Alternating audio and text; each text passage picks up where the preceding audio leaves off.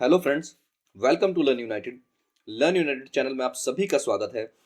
Daily GK and current affair के 1 और 2 जनवरी 2022 के इंपॉर्टेंट क्वेश्चंस को लेकर हम आप सभी के सामने हाजिर हैं। चलिए फटाफट वीडियो को स्टार्ट करते हैं और लेते हैं आज का पहला क्वेश्चन। इंपॉर्टेंट क्वेश्चन है, पहला क्वेश्चन ही आज का। मुंबई प्रेस क्लब द्वारा 2020 के लिए जर्नलिस्ट ऑफ द ईयर का पुरस्कार किसे दिया गया है? Who has been awarded journalist of the year by 2020 by Mumbai press club? तो यहाँ पर आपके ऑप्शन है दानिश सिद्दीकी, रवीश कुमार, सुधीर चौधरी या फिर प्रज्ञा मिश्रा।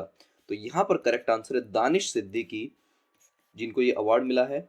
और ये अवार्ड इनको मिला है मरणोपरांत। ये देखिए दानिश सिद्दीकी हैं, जिनका अफगानिस्तान में जो फोटो पत्रकार थे, एक आतंकी हमले में इनकी डेथ हो गई थी। तो फोटो पत्रकार दानिश सिद्दीकी को मुंबई प्रेस क्लब द्वारा 2020 के लिए मरणोपरांत जर्नलिस्ट ऑफ द ईयर पुरस्कार से सम्मानित किया गया। भारत के मुख्य न्यायाधीश एन.वी. रमणा ने डिजिटल कार्यक्रम में वार्षिक red ink awards for excellence in journalism प्रदान किया। यह अवार्ड दानिश की पत्नी फेडरिक सिद्दीकी ने लिया है।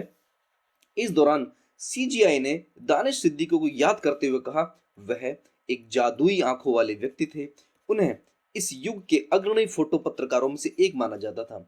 चीफ जस्टिस ऑफ इंडिया ने यह भी कहा कि अगर कोई तस्वीर 1000 शब्दों को बयां कर सकती है तो ये उनकी तस्वीरें थी, जो उपन्यास थी। उनकी तस्वीरों को उन्होंने उपन्यास की संज्ञा दी। किन्होंने दी? मुख्य न्यायाधीश एन.वी. रमणा जी ने। चीफ जस्टिस ऑफ इंडिया ने यह भी कहा कि युद्ध को कवर करने वाले संवाददाताओं का काम जोखिमों से भरा होता है, कि जब भी कभी ऐसा होता है कोई वॉर होती है, उनको जो कवर करते हैं पत्रकार, उनका जो काम होता है बहुत ही ज्यादा जोखिमों से भरा होता है। अफगानिस्तान में सिद्दीकी के दुर्भाग्यपूर्ण मौत ने फिर से युद्ध क्षेत्रों में पत्रकारों के लिए पर्याप्त सुरक्षा प्रोटोकॉल और सुरक्षा के मुद्दे को सामने लाया है। सिद्दीकी की अफगानिस्तान में अपने काम के दौरान मृत्यु हो गई थी। सिद्दीकी ने लंबे समय तक मुंबई में काम किया था। बाद में वे नई दिल्ली में काम करने लगे थे और वे समाचार एजेंसी रॉयटर्स के मुख्य फोटोग्राफर थे। ये हैं दानिश सिद्दीकी, जिनको मरणोपरांत जर्नलिस्ट ऑफ द ईयर का अवार्ड मिला है। चलिए बढ़ते हैं आगे, लेते हैं नेक्स्ट क्वेश्चन। किस राज्य की विधान परिषद ने राज्य द्वारा संचालित विश्वविद्यालयों में उच्च शिक्षा मंत्री को अधिक अधिकार देने के लिए एक विधेयक पारित किया है? The legislative council of which state has passed a bill to give more powers to the ministers of higher education in states run universities? तो यहाँ पर आपके ऑप्शन है कर्नाटका, पंजाब, उत्तर प्रदेश या फिर महाराष्ट्र। तो यहाँ पर इसको किया है महाराष्ट्र की राज्य सरकार ने। चलिए जानते हैं इसके बारे में। महाराष्ट्र विधान परिषद ने महाराष्ट्र लोक विश्वविद्यालय अधिनियम 2016 तीसरा संशोधन विधेयक पारित किया। यह राज्य द्वारा संचालित विश्वविद्यालयों में उच्च और तकनीकी शिक्षा मंत्री को अधिक अधिकार देने का प्रयास करता है। यह विधेयक मंत्री को राज्यपाल को सिफारिश करने की भी अनुमति देता है, जो विश्वविद्यालयों के कुलाधिपति या विश्वविद्यालयों के प्रो चांसलर के रूप में मंत्री की नियुक्ति का भी प्रस्ताव करता है। इनफैक्ट इनका कहना यह है कि भाई जितने भी राज्य पोषित विश्वविद्यालय हैं उनमें जो मंत्री हैं, उनको शिक्षा मंत्री हैं, उनको और भी ज्यादा अधिकार मिलने चाहिए। चलिए लेते हैं नेक्स्ट क्वेश्चन। कौन सा केंद्रीय मंत्रालय ग्राम उजाला कार्यक्रम लागू कर रहा है? Which union ministry is implementing the Gram Ujala programme? तो यहाँ पर आपके ऑप्शन है विद्युत मंत्रालय, केंद्रीय विद्युत मंत्रालय, गृह मंत्रालय, ग्रामीण विकास मंत्रालय या फिर इनमें से कोई भी नहीं। तो जैसा कि आप उजाला से इसको समझ सकते हैं, यह है विद्युत मंत्रालय, जो मिनिस्ट्री ऑफ पावर सेंट्रल, ये इसको चला रहा है। चलिए जानते हैं। ग्राम उजाला योजना केंद्रीय विद्युत मंत्रालय की प्रमुख योजना है।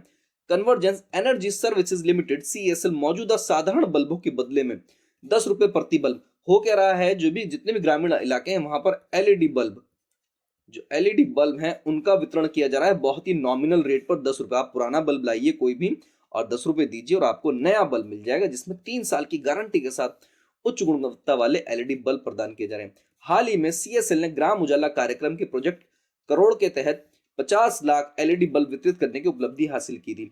अभी कुछ टाइम पहले इन्होंने उजाला स्कीम को जो लागू किया था, उसमें इन्होंने ये भी किया था कि जब भी कभी आप अपने बिल को भुगतान करने के लिए जाएंगे काउंटर पर, तो वहीं पर आपको अपने बिल के साथ में एक एलईडी बल्ब आप एक परचेज कर सकते हैं। 60 से 70 रुपए का एक एलईडी बल्ब दिया जा रहा था, लेकिन अब और भी ग्रामीण क्षेत्रों के लिए सिर्फ और सिर्फ नॉमिनल कॉस्ट 10 रुपए रखा है, जिसमें आप कोई भी पुराना बल्ब लाइए, साधारण बल्ब, और उसके बदले में एक एलईडी बल्ब को ले जाइए। चलिए लेते हैं नेक्स्ट क्वेश्चन। हाल ही में ओडिशा के भुवनेश्वर में आयोजित चौथी पैरा बैडमिंटन राष्ट्रीय चैंपियनशिप में नितेश कुमार ने कौन सा पदक जीता है? Which medal has Nitesh Kumar won in the 4th para badminton national championship held in Bhubaneswar Odisha recently. तो क्या उन्होंने ब्रॉन्ज मेडल जीता, सिल्वर जीता या फिर गोल्ड? तो यहाँ पर नितेश ने गोल्ड मेडल जीता है। चलिए देखते हैं, यह है नितेश जी जिन्होंने पैरालंपिक बैडमिंटन में गोल्ड मेडल जीता है। लेते हैं नेक्स्ट क्वेश्चन। हाल ही में केंद्र ने जल जीवन मिशन के लिए किस राज्य को 15,381 करोड़ रुपए की मंजूरी दी है? Recently the centre has approved rupees 15,381 crore to which state for Jal Jeevan mission? तो ये इन्होंने दिए हैं मध्य प्रदेश को, एमपी को। मध्य प्रदेश को जल जीवन मिशन के तहत 15,381 करोड़ रुपए दिए गए हैं। चलिए लेते हैं नेक्स्ट क्वेश्चन। उपभोक्ता संरक्षण अधिनियम का नवीनतम संस्करण किस वर्ष पारित किया गया था? In which year the latest version of the consumer protection act was passed? तो ये पास किया गया था 2019 में। तो करेक्ट आंसर है यहां पर 2019। लेते हैं नेक्स्ट क्वेश्चन। हाल ही में किसने 1 जनवरी 2022 को अपना 64वां स्थापना दिवस मनाया है? Recently who has celebrated it's 64th foundation day on 1 जनवरी 2022? तो यहाँ पर आपका ऑप्शन है एनटीपीसी, आईटीबीपी, एलआईसी या फिर डीआरडीओ। तो ये सेलिब्रेट किया है DRDO, defence research development organisation ने। रक्षा अनुसंधान एवं विकास संगठन डीआरडीओ ने 1 जनवरी को अपना 64वां स्थापना दिवस मनाया रहा है। आज ही के दिन 1958 में भारत को विज्ञान और प्रौद्योगिकी और विशेष रूप से सैन्य प्रौद्योगिकी के मामले में मजबूत और आत्मनिर्भर बनाने के लिए डीआरडीओ का गठन किया गया था, ताकि हमारी जो सेना है उसको नवीनतम उन्नत हथियार और सारी चीजें तकनीक मिल सके। इसके लिए डीआरडीओ का गठन किया गया था। चलिए लेते हैं नेक्स्ट क्वेश्चन। हाल ही में किस भारतीय गेंदबाज ने विदेशी धरती पर 100 विकेट पूरे किए हैं? Which Indian bowler has completed 100 wickets on foreign soil recently? तो यहाँ पर आपके ऑप्शन मोहम्मद शमी, जसप्रीत बुमराह, ईशांत शर्मा या फिर इनमें से कोई नहीं। तो यहाँ पर इस कारनामे को किया है जसप्रीत बुमराह ने, जिन्होंने विदेशी धरती पर बहुत ही जल्दी 100 विकेट पूरे किए हैं। ये देखिए जसप्रीत बुमराह ने कोई नहीं, ऐसा कोई भी नहीं जो इन्हें ना जानता हो। भारत की तरफ से टेस्ट क्रिकेट में विदेशी धरती पर सबसे तेज 100 विकेट लेने के मामले में बुमराह पहले नंबर पर आ गए हैं। बुमराह ने अपने टेस्ट कैरियर के 23वें मैच में कमाल किया है। उन्होंने भागवत चंद्रशेखर को पीछे, अब से पहले किसके नाम था रिकॉर्ड? भागवत चंद्रशेखर के नाम था, लेकिन अब से ये रिकॉर्ड किसके नाम है? जसप्रीत बुमराह के नाम है ये। चलिए लेते हैं नेक्स्ट क्वेश्चन। हाल ही में किस देश ने वैश्विक रोबोटिक्स हब बनने के लिए 5 वर्षीय योजना शुरू की है? Which country has recently launched a 5-year plan to become a global robotics hub? तो यहाँ पर ऑप्शन है मैक्सिको, जापान, चाइना या फिर इंडिया। तो यहाँ पर करेक्ट आंसर है चीन। चाइना ने वैश्विक रोबोटिक्स हब्स बनने के लिए अपनी 5 वर्षीय योजना शुरू की है। चलिए लेते हैं नेक्स्ट क्वेश्चन। हाल ही में इंपॉर्टेंट क्वेश्चन है ये। हाल ही में सेंचुरियन में टेस्ट मैच जीतने वाली पहली एशियाई टीम कौन बनी है? Who has recently become the first Asian team to win a test match in Centurion? तो यहाँ पर ये कारनामा करके दिखाया हमारे भारत की टीम ने। इंडियन टीम पहली एशियाई टीम बनी है जिसने सेंचुरियन में कोई टेस्ट मैच जीता है। चलिए जानते हैं इसके बारे में। भारतीय टीम ने सेंचुरियन टेस्ट में साउथ अफ्रीका को 113 रनों से हराते हुए इतिहास रच दिया है। उसने सेंचुरियन में पहली बार टेस्ट जीता है और ऐसा करने वाली पहली एशियाई टीम भी बन गई है। पहली बार सेंचुरियन फतेह हुई है।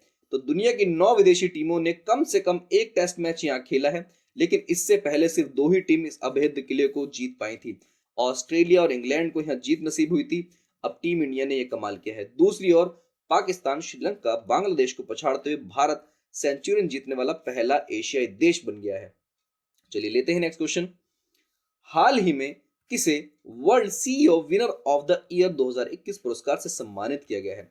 Recently who has been honored with the World CEO Winner of the Year 2021 Award? तो यहाँ पर आपके ऑप्शन है संजय अरोड़ा, सोमा शंकर प्रसाद, किशोर यदम या फिर नन ऑफ दीज, इनमें से कोई नहीं। तो ये मिला है किशोर यदम को, जिन्हें world CEO of the winner का 2021 से पुरस्कार से नवाजा गया है। चलिए जानते हैं, यह है किशोर यदम। The most prominent C-level executive awards have crowned Kishore Kumar Yadam as World CEO Winner of the Year 2021. The World CEO ranking are online awards owned by Plus Media Group. कौन देता है इसको?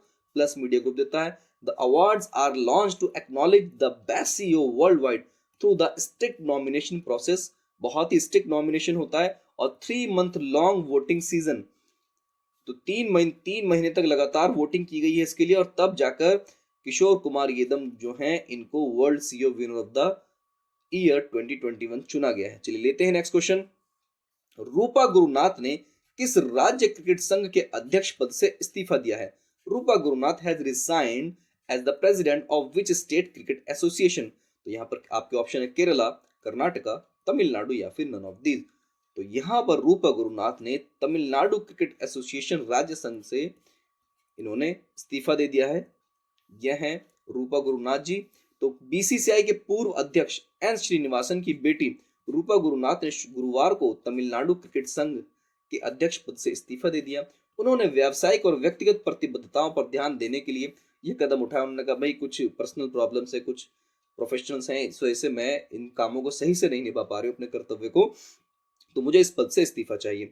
रूपा ने सितंबर 2019 में टीएनसीए अध्यक्ष के रूप में पदभार संभाला था। वह भारत में किसी राज्य क्रिकेट संघ की प्रमुख बनने वाली पहली महिला बनी थी।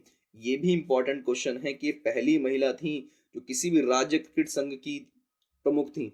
चलिए बढ़ते हैं, नेक्स्ट क्वेश्चन लेते हैं। हाल ही में अंडर 19 एशिया कप खिताब किस देश ने जीता है? Which country has recently won the under 19 Asia cup title? तो यहाँ पर आपके ऑप्शन है श्रीलंका, इंडिया, बांग्लादेश या फिर साउथ अफ्रीका। तो ये भारत ने जीता है अंडर 19 एशिया कप। तो डिफेंडिंग चैंपियन भारत ने शुक्रवार को दुबई इंटरनेशनल क्रिकेट स्टेडियम में खेले गए वर्षा से बाधित फाइनल मुकाबले में श्रीलंका को 9 विकेट से हराकर अंडर 19 एशिया कप का खिताब जीत लिया।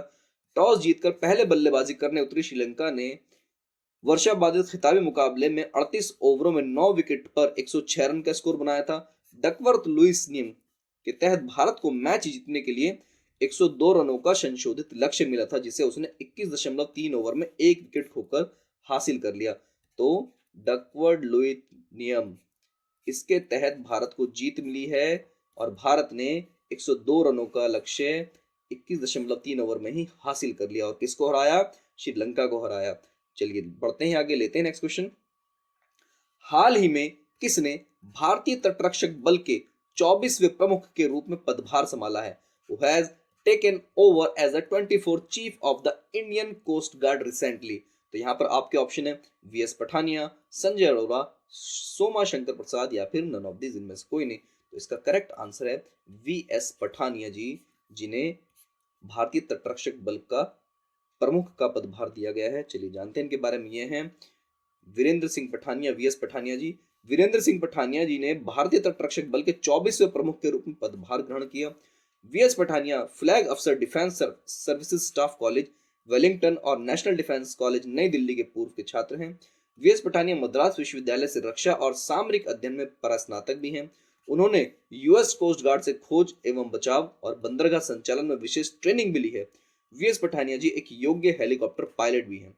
तो ये है वीएस पठानिया जी। चलिए बढ़ते हैं आगे, लेते हैं नेक्स्ट क्वेश्चन। हाल ही में मिसेज इंडिया गैलेक्सी 2021 का खिताब किसने जीता है? Who has recently won the title of Mrs. India Galaxy 2021? तो यहाँ पर आपके ऑप्शन है हरनाज सिंधु, निकिता सोकल, राजश्री चक्रवर्ती या फिर आलिया भट्ट। तो यहाँ पर करेक्ट आंसर है निकिता सोकल, जिनको मिसेज इंडिया गैलेक्सी 2021 के अवार्ड से नवाजा गया है। तो ये है निकिता सोकल। तो हरदा की बेटी डॉक्टर निकिता सोकल ने, डॉक्टर भी हैं साथ में, ये दिल्ली में आयोजित मिसेज इंडिया गैलेक्सी अवार्ड 2021 हासिल किया। देश के अलग अलग प्रदेश से चुनी गई 37 प्रतियोगियों को पीछे छोड़कर उन्होंने ये अवार्ड जीता है। चलिए बढ़ते हैं आगे, लेते हैं नेक्स्ट क्वेश्चन। हाल ही में किसने 100 दिवसीय पठन अभियान पढ़े भारत अभियान को शुरू किया? इंपॉर्टेंट क्वेश्चन है आज का ये। Who has recently started a 100-day reading campaign पढ़े भारत? तो यहाँ पर आपके ऑप्शन है प्रधानमंत्री नरेंद्र मोदी, रक्षा मंत्री राजनाथ सिंह जी, शिक्षा मंत्री धर्मेंद्र प्रधान जी या फिर नन ऑफ दिस। तो धर्मेंद्र प्रधान जी ने इस अभियान को लॉन्च किया है, चालू किया है, हरी झंडी दिखाई है। तो देश में छात्रों में तर्क शक्ति, कल्पना शक्ति और बेहतर तार्किक विकास के लिए भारत सरकार की तरफ से खास अभियान की शुरुआत की गई है। शनिवार को केंद्रीय शिक्षा मंत्री धर्मेंद्र प्रधान ने पढ़े भारत अभियान के तहत रीडिंग कैंपेन की शुरुआत की है। 100 दिनों तक चलने वाले पढ़े भारत अभियान में छात्रों की लिखने, बोलने और पढ़ने की क्षमता को विकसित करने को लेकर विशेष काम किया जाएगा। इस अभियान के तहत छात्रों की तर्क शक्ति, कल्पना शक्ति और शब्दकोश सुधारने पर फोकस करके लिखने और बोलने की क्षमता को भी बेहतर किया जाएगा। और शिक्षा मंत्रालय की तरफ से दी गई जानकारी के मुताबिक इस अभियान में बाल वाटिका में पढ़ने वाले कक्षा 8 तक के बच्चों को, बाल वाटिका से लेकर कक्षा 8 तक के बच्चों को शामिल किया जाएगा। इस अभियान को 100 दिनों तक यानी 1 जनवरी 2022 से 10 अप्रैल 2022 तक चलाया जाना है। इस अभियान के तहत सिर्फ छात्रों को ही नहीं बल्कि अध्यापकों और अभिभावकों को भी शामिल किया जा रहा है। तो पढ़ें भारत अभियान के तहत सिर्फ और सिर्फ बच्चे नहीं, अध्यापक भी और अभिभावक भी, ये भी साथ में पार्टिसिपेट कर सकते हैं और करेंगे। चलिए बढ़ते हैं आगे, लेते हैं नेक्स्ट क्वेश्चन। हाल ही में बाजार के आंकड़ों पर सेबी की पुनर्गठन सलाहकार समिति का अध्यक्ष किसे नियुक्त किया गया है? Recently who was the chairman of SEBI's restructuring advisory committee on market data has been appointed। तो यहाँ पर आपके ऑप्शन है doctor Pradeep Merchant, M S Sahu, Navjeet Singh Dhillon या फिर नन ऑफ दीज, इनमें से कोई नहीं। तो यहाँ पर करेक्ट आंसर है एम एस साहू जी, जिनको सेबी की पुनर्गठन सलाहकार समिति का अध्यक्ष नियुक्त किया गया है। चलिए बढ़ते हैं आगे। 31 दिसंबर को हमने आपसे क्वेश्चन पूछा था, किस राज्य सरकार ने महिलाओं के लिए नई नीति 2021 का अनावरण किया है? तो which state government has unveiled a new policy 2021 for women? तो ये तमिलनाडु की सरकार ने किया है नई नीति 2021 महिलाओं के लिए। और लेते हैं आज का प्रश्न। तो आज का प्रश्न है, मोहाली इंटरनेशनल हॉकी स्टेडियम का नया नाम क्या रखा गया है? What is the new name of Mohali international hockey stadium? तो आज के लिए इतना ही। वीडियो अगर आपको अच्छी लगी हो, कंटेंट आपको पसंद आया, तो इस वीडियो को ज्यादा से ज्यादा शेयर कीजिए, लाइक कीजिए। और अगर अभी तक भी आपने हमारे चैनल को सब्सक्राइब नहीं किया है तो प्लीज चैनल को सब्सक्राइब कीजिए। Thank you so much guys for watching.